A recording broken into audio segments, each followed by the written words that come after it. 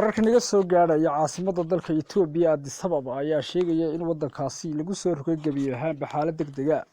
Tan ayaa ka dambeysay kadib markii ra'iisul wasaare Abiy Ahmed Cali uu markaasi isku yeedhay mas'uuliyiinta waddankaasi isla markaana uu kala tashaday sidii waddankaasi loogu soo rogi lahaa xaalad degdeg ah. Tan ayaa daba socotay kadib markii wasaaradda caafimaadka ee dalkaasi Itoobiya ay xaqiijisay inay heshay 250 kiis oo ah dadka u soo dhacay xanuunka coronavirus isla markaasina laba ka mid ah ay u geeriyoodeen xanuunkaasi.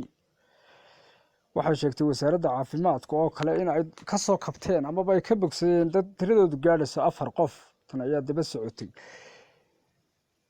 isku day hore dawladdu ay u soo saartay oo ahaa bishii aynu soo dhaafnay ee Maarch bartamaheedii kaasi oo ahaa in gebi ahaanba albaabada loo laabo goobaha waxbarashada iskuulada malcaamadaha iyo gebi ahaanba jaamacadaha waddankaasi. isla markaana waxaa la mamnuucay oo kale meelaha dadku ay isku soo ururaan sida ciyaaraha, xafladaha iyo goobaha diimeed ee kale.